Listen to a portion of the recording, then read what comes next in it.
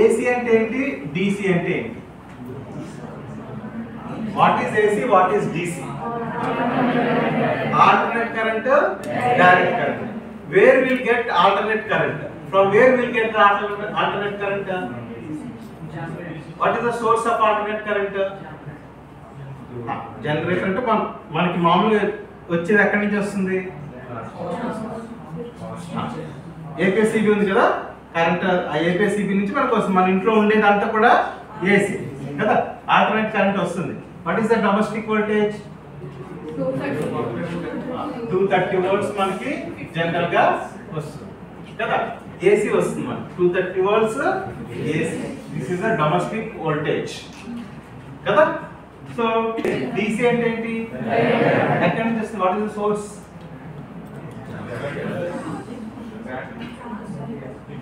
Battery. From battery will get the direct current.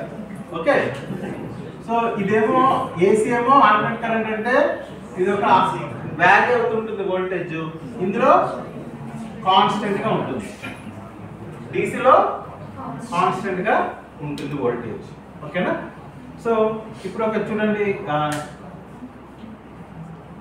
కొన్ని equipments ఉన్నాయి, కొన్ని ఉన్నాయి. How you can say that it is whether it is electrical device are electronic device?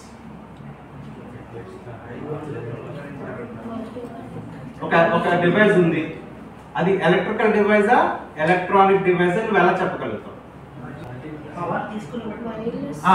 తీసుకునే input, దాని input power ఎంత ఉంటుంది electrical, ఎంత ఉంటుంది electronics?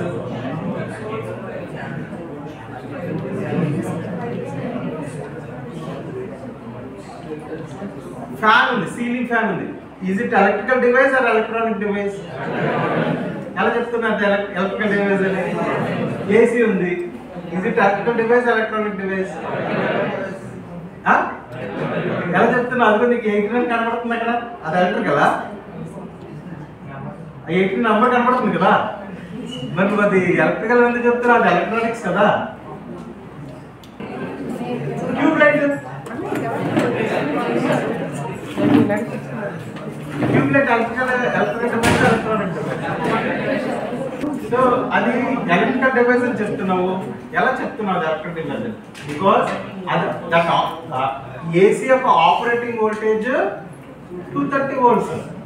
It will take 230 unless until 230 volts లేకపోతే పనిచేయదు. ప్రతిదానికి ఒక ఆపరేషనల్ వోల్టేజ్ ఉంటుంది కదా. సో ఏదైతే 230 ఆర్ గ్రేటర్ దాన్ 230 ఏవైతే ఉన్నాయో అవన్నీ కూడా ఎలక్ట్రికల్ డివైసెస్. ఎలక్ట్రానిక్ డివైసెస్ అంటే 1 వోల్ట్ టు 50 వోల్ట్స్ వరకు ఏదైతే ఈ మధ్యలో ఏవైతే ఆపరేషన్ వోల్టేజ్ ఉందో అవన్నీ కూడా ఎలక్ట్రానిక్ డివైసెస్. ఓకే, ఎందుకంటే మనకి రెసిస్టర్లు కానీ కెపాసిటర్లు కానీ ఎంత వోల్టేజ్ ఇస్తాం? మనకి రెసిస్టర్కి కెపాసిటర్కి 3 వోల్ట్స్ 6 వోల్ట్స్ కదా, చాలా 1.5 వోల్ట్స్, చాలా తక్కువ వోల్టేజ్ ఇస్తాం. There are electronic components. Okay, ఒక డయోడ్ కానీ ఒక ట్రాన్సిస్టర్ కానీ మనం ఇచ్చేది 9 వోల్ట్స్ అంతే కదా, అంతకన్నా మనం ఎక్కువ ఇవ్వం. అంతకన్నా ఎక్కువ ఇస్తే ఏమవుతుంది? కాలిపోతుంది కదా. సో మనం ఏసీ డైరెక్ట్ గా ఏసీ ఇస్తాం అనుకోండి, ఒక రెసిస్టర్ తీసుకుని 230 వోల్ట్స్ ఇస్తే ఏమవుతుంది? మొత్తం కాలిపోతుంది కదా. సో అదేంటి, ఎందుకంటే దాని ఆపరేటింగ్ వోల్టేజ్ అంటే మాక్సిమం 50 వోల్ట్స్ అంటే కొంత ఎక్కువ. మన ఏదైతే ఎక్స్చేంజెస్ ఉంటుందో టెలిఫోన్ ఎక్స్చేంజెస్ లో పెద్ద పెద్ద ఉంటాయి, వాటన్నిటికీ కూడా 48 వోల్ట్స్ కావాలి. ఓకే, సో మిగతా ఇప్పుడు మీ సెల్ ఫోన్ ఉంది, cell phone is it electrical device are electronic device? ఎలా చెప్తున్నావు? తక్కువ వోల్టేజ్. ఎంత వోల్టేజ్ ఇస్తున్నావు? 5. నువ్వు దాన్ని దేనికి పెడుతున్నావు? తీసుకెళ్ళి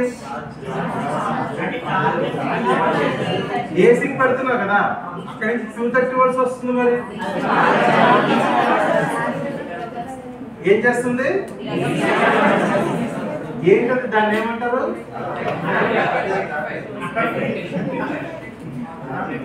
దాన్ని ఏం అడాప్టర్ పెడతావు కదా. సో అడాప్టర్ అంటే ఏంటి, ఏం చేస్తుంది తెలుసా? ఎవరైనా నోటీస్ చేశారా? ఇప్పుడు అడాప్టర్స్ ఉంటాయి కదా, పాలు అయిపోయి ఏమైనా తీసి లోపల ఏముంటాయి చూసారు ఎవరన్నా? ఒక చిన్న సర్క్యూట్ ఉంటుంది చూసావా? గుడ్. ఏమేమి ఉంటాయి అందులో?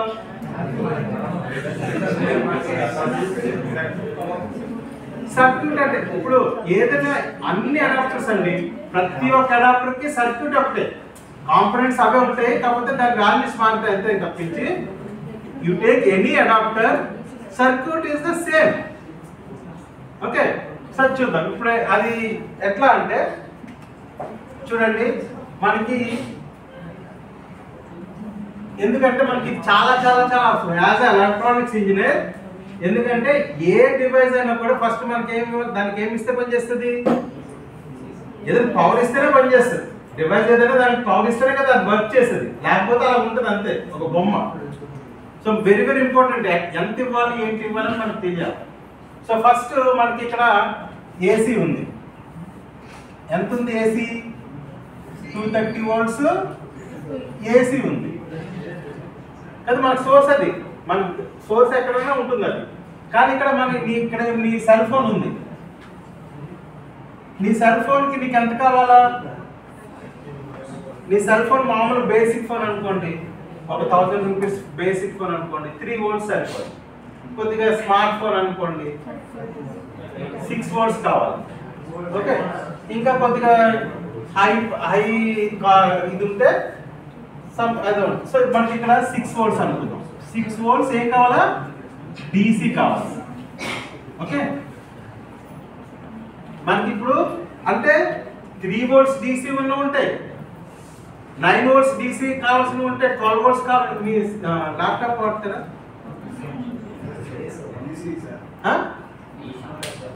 ల్యాప్టాప్ దానికి ఎంత వస్తుంది input? 5 volts. 5 volts laptop on చేయగలరా?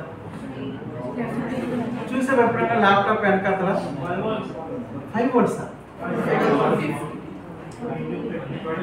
22. ఓకే, 20, 22, 19 అలా డిఫరెంట్, ఒక్కొక్క కంపెనీ ఒక్కొక్క. బట్ 18 to 22 మధ్య దాని యొక్క వోల్టేజ్ అవసరం అవుతుంది. ఓకేనా? సో కానీ అంటే మనకి ఎంత వోల్టేజ్ కావాలి అన్నది మనం ఏదైతే డివైస్ ఉందో మన దగ్గర దాని ఆపరేషన్ వోల్టేజ్, ఆపరేటింగ్ వోల్టేజ్ మనకు తెలియాలి. దాన్ని బట్టి మనం అన్నిటికీ 230 volts పెడతాం. ఈవెన్ మీ సిపియు ఉంది అనుకోండి, సిపియు కూడా 230 volts ఇన్పుట్ ఇస్తాం. కానీ యాక్చువల్గా లోపల దానికి అది ఎవరికైనా సిపియు ఎవరికైనా తెలుసా? చూసారా? దాంట్లో ఎక్కడ వస్తుంది అది? పవర్ యూనిట్ ఏమంటారు దాన్ని చెప్పండి కదా, ఎవరు చెప్తారు? పవర్ యూనిట్ రా, ఎస్ఎంపిఎస్ కదా. SMPS switch mode power supply. అంటే switch mode power supply input ఎంత?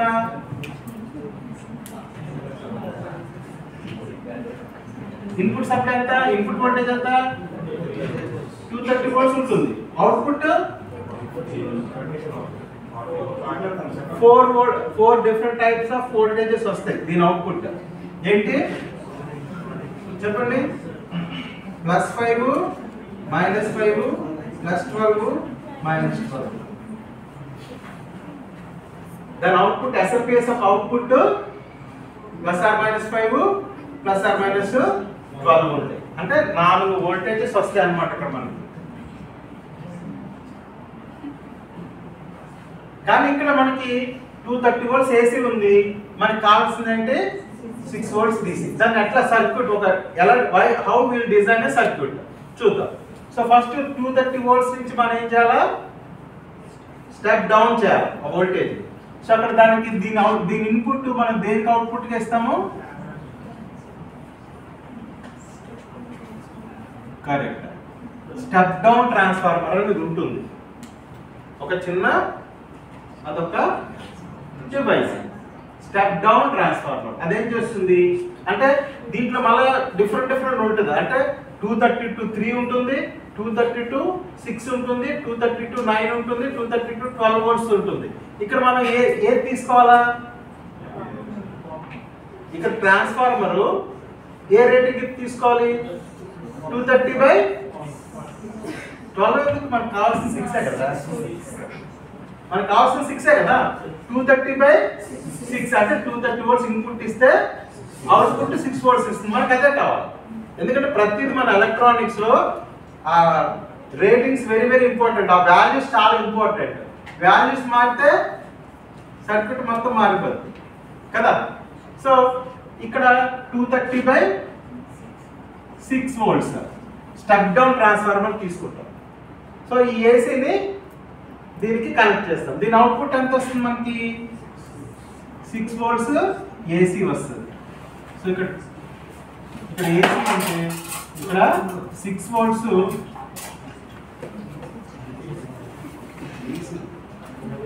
So you will get 6 volts AC okay కానీ మనకి 6 వోల్ట్స్ ఏసీ కావాల్సింది మనకి ఏం కావాలా డీసీ కావాలి so how you will convert AC into DC rectifier we have one ఒక ఇది ఉంది సర్క్యూట్ ఉంది ఏంటది rectifier okay so rectifier which kind of rectifier మీరు ఎక్స్పెరిమెంట్ చేసి ఉంటారు మీరు ఒక రెక్టిఫైయర్ లో మన చాలా రకాల రెక్టిఫైర్స్ ఉంటాయి కదా మీరు చేసింది కరెక్ట్ హాఫ్ వేవ్ రెక్టిఫైయర్ లో కూడా ఒకటి ఉంది ఒక పేరు ఉంటుంది చూడండి మీరు ఎక్స్పెరిమెంట్ కూడా చేసి ఉంటారు ల్యాబ్ లో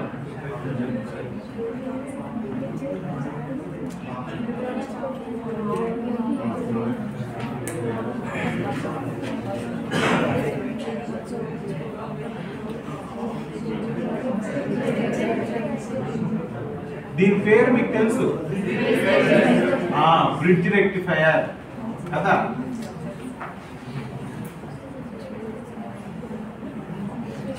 ఓకే బ్రిడ్జ్ రెక్టిఫైయర్ మనం కనెక్ట్ చేస్తాం సో బ్రిడ్జ్ రెక్టిఫైయర్ ఏం చేస్తుంది అంటే ఈ 6 వోల్ట్స్ ఏసీని it converts into DC 6 volts pulsated DC అంటాం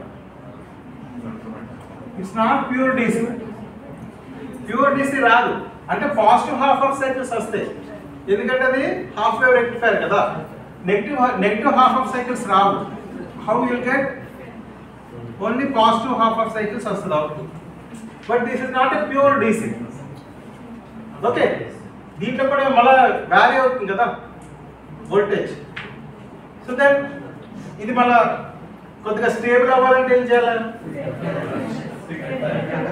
ఫిల్టర్ ఏ ఫిల్టర్ యూజ్ చేయాలా అంటే కెపాసిటర్ ఫిల్టర్ ఏమంటారు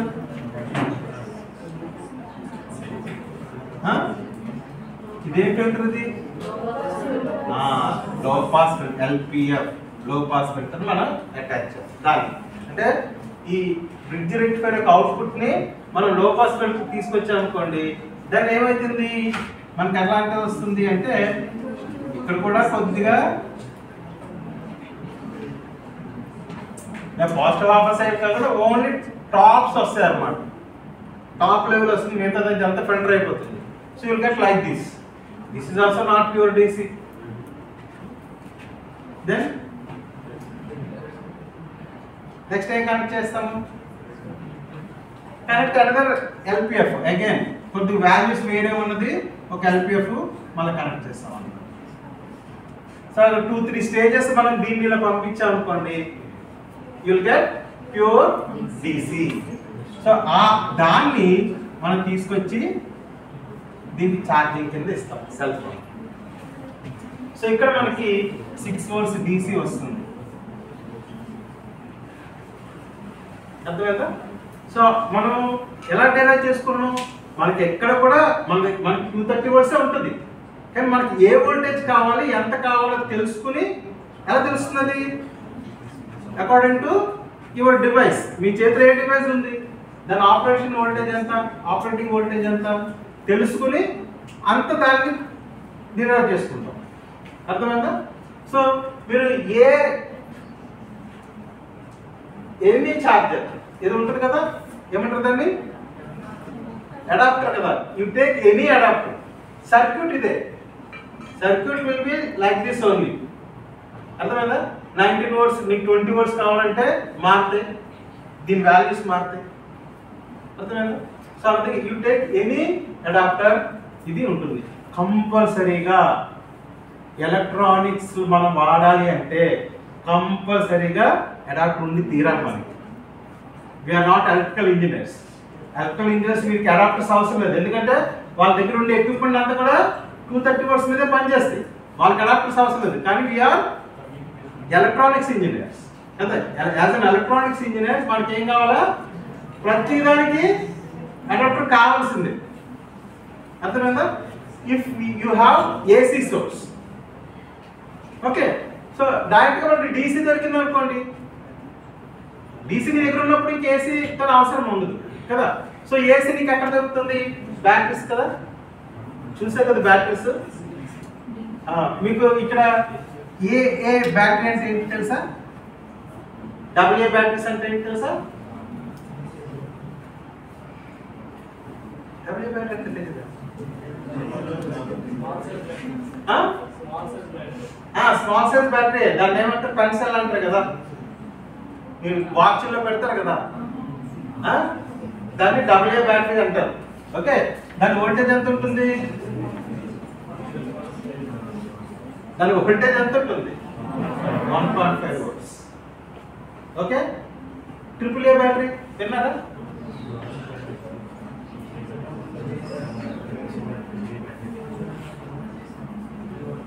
AAA బ్యాటరీ వినలేదా?